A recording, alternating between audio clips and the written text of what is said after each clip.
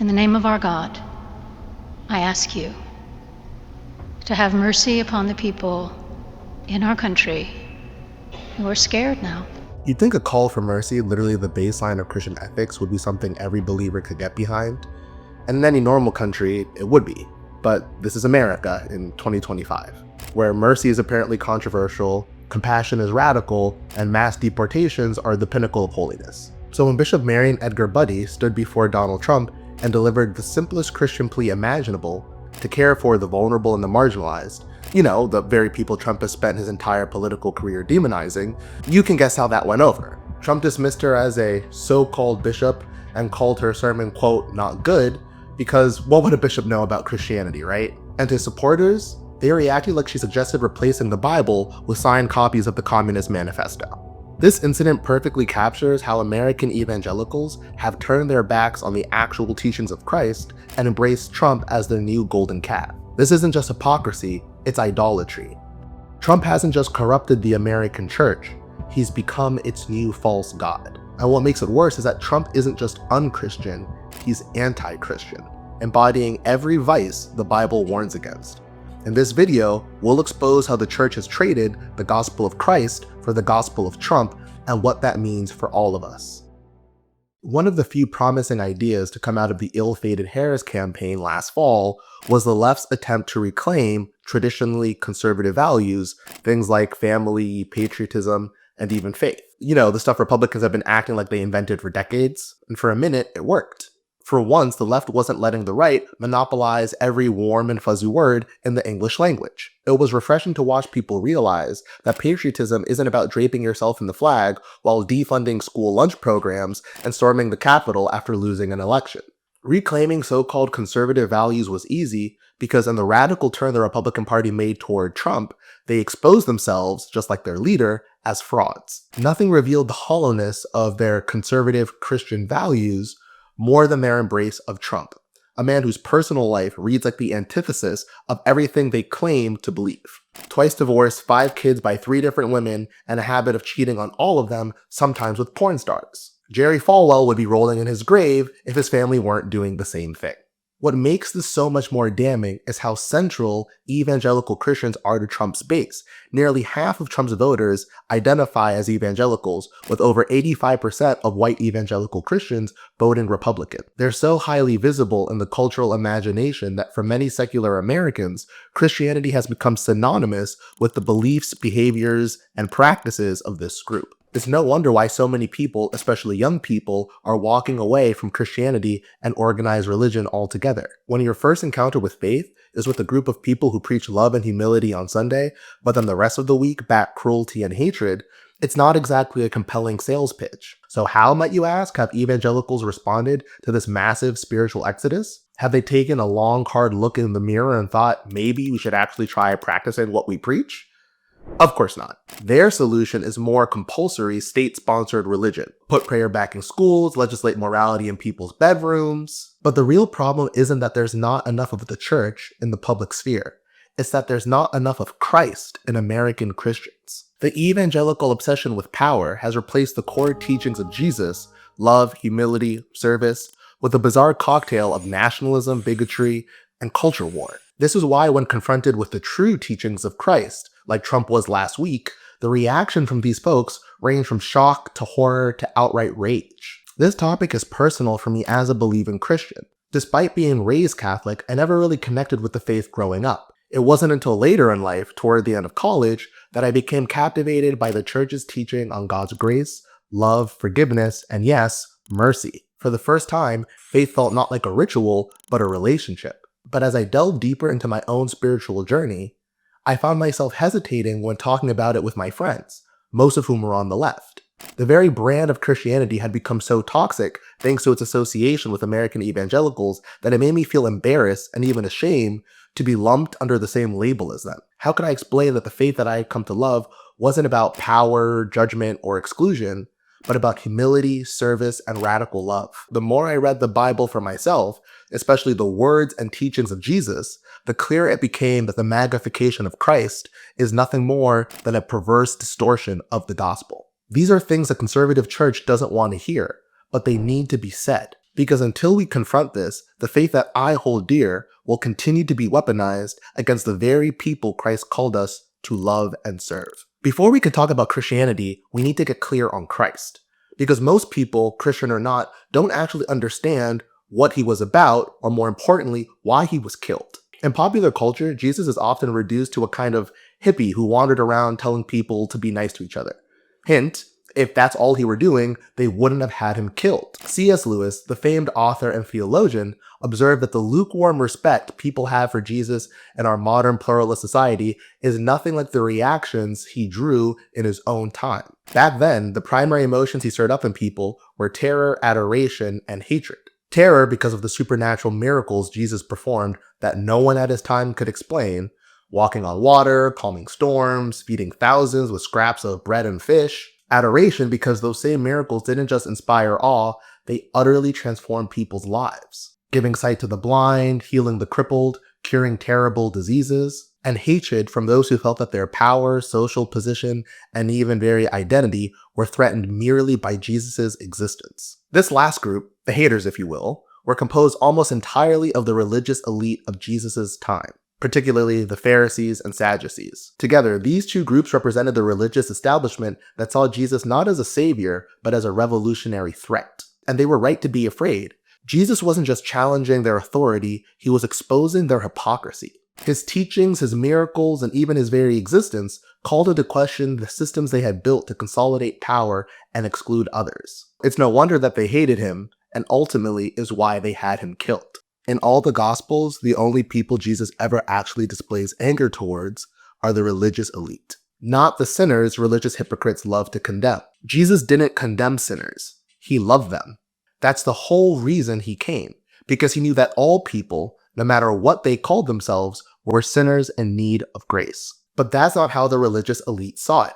They believed they were morally superior to everyone and looked down on everyone else as a result. And that's what infuriated Jesus. Their pride and arrogance blinded them to their own flaws. Worse, as religious leaders in positions of influence, they were leading others astray with their distorted understanding of faith.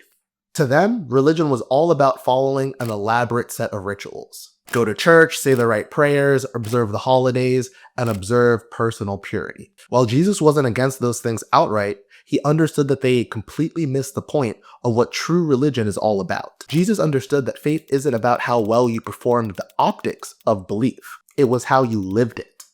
Jesus tells us that God cares far less about ritual perfection and far more about how you express your faith through love, concern, and service to others. This wasn't a popular thing then or now to say to the people who consider themselves the most righteous and steadfast believers. When Jesus made these criticisms to their face, they responded like their modern counterparts in the American church, with violent anger. They accused Jesus of distorting and perverting the religion, a pretty rich accusation coming from them of all people, and eventually set out to kill him. In calling them out, Jesus was fulfilling the ancient role of the prophet in Israel. Prophets were tasked with calling the religious community to repentance after periods of prolonged sin, often challenging the powerful and exposing corruption. And just as the Israelites in the past had treated the prophets of old with persecution and death, they treated Jesus the same way. The pattern was so common that Jesus remarked, "Woe to you when everyone speaks well of you, for this is how they treated the false prophets. But blessed are you when people revile you and hate you and speak all manner of evil about you on account of my name. For this is how they treated the true prophets." Jesus understood how religious hypocrisy and moral superiority blinded people to the truth of their own faith. So much so, in fact, that receiving hatred and condemnation from the religious elite was practically a badge of honor for someone who was genuinely following God. This explains the torrent of hatred the bishop received from so-called Christians after asking Trump to do the most Christian thing imaginable, showing mercy, the same mercy that God shows to all of us, whether we believe in him or not. That such a message was received with such hostility and hatred from so-called Christians reveals just how corrupted the faith has become in the minds of these believers. The uncomfortable truth is that many American Christians have become exactly the people Jesus warned us about, condemned, and who ultimately killed him. If Jesus came back today, These Christians would persecute their own Messiah the same way his own religious community persecuted him the last time he came. And just like before, they would do it all in the name of God. Jesus spoke directly about these false believers when he said that not everyone who calls themselves a Christian actually is one. He said only the person who does the will of God will truly be recognized as an authentic Christian. When Jesus returns, as most Christians believe he will, Jesus said that many of these so-called Christians would try and plead their case with Jesus, saying, "Lord, Lord, did we not prophesy in your name and perform wonders and drive out demons?" And Jesus said his response to these people would be simple and chilling. "I never knew you. Depart from me, you evildoers." Even more shocking, Jesus said there would be many people who did not even think of themselves as Christians who would be rewarded as such, not because of what they called themselves, but because of how they lived. Explaining why he was rewarding these people, Jesus said he would tell them, "For when I was hungry, you gave me something to eat. And when I was thirsty, you gave me something to drink. I was a stranger, and you welcomed me. I needed clothes, and you clothed me. I was sick, and you looked after me. When I was in prison, you came to visit me." And when these people asked bewildered, "Lord, when did we see you in any of these states?"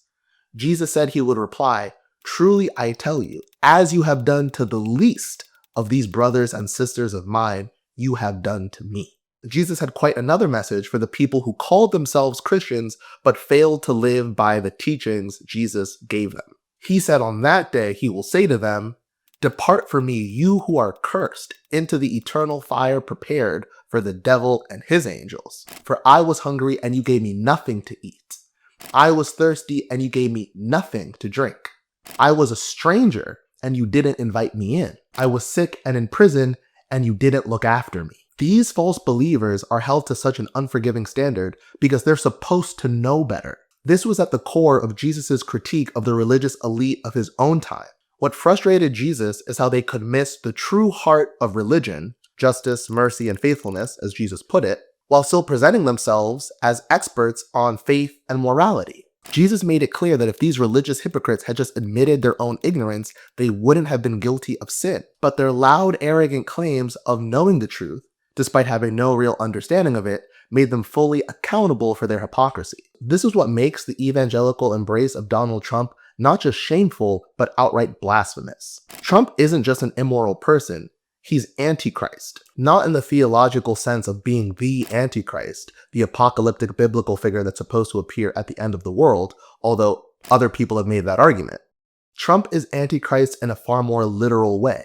He represents and embodies everything that the Gospels and the New Testament tell us that a Christian should not be. Let's take the Sermon on the Mount, the moral core of Christianity, and compare it to Trump's character. Jesus says, "Blessed are the meek, the merciful, the pure in heart, and the peacemakers." Trump, on the other hand, has built his entire life on arrogance, cruelty, indulgence, and sowing division. The meek, he mocks them as losers. The merciful, his idea of mercy is pardoning his cronies. A man who bragged about grabbing women without their consent could hardly be described as pure in heart. Nor could the person that's done more than anyone else to leave the country more divided than it's been in decades be described as a peacemaker. Where Jesus calls his followers to hunger for righteousness, Trump hungers for money, power, and validation. Where Jesus teaches humility, Trump personifies personal pride. And where Jesus offers grace, Trump holds grudges. It's like he read the Sermon on the Mount and decided it was a checklist of virtues to avoid. If this weren't also damaging, it would almost be funny. But the truth is, Trump represents the complete inversion of Christian values. He is Antichrist not because of some esoteric prophecy, but because his words, actions, and entire way of being directly contradict everything Jesus taught. Supporting Trump as a self-professed Christian isn't just failing an open book test of faith. It's shredding the pages, lighting them on fire, and claiming Jesus handed you the match. Instead of Jesus, MAGA Christians have elevated the false idol of Trump. The Bible warns that those who trust in idols will become like them, taking on all of the flaws of the false and destructive gods they choose to serve. Over the past 10 years, Trump has done exactly that to the Republican Party, infecting it with his vices and transforming it into a gross reflection of his own arrogance, dishonesty, and cruelty. And now that he's back in power, he's already doing the same thing to the rest of the country, all while so-called Christians cheer him on.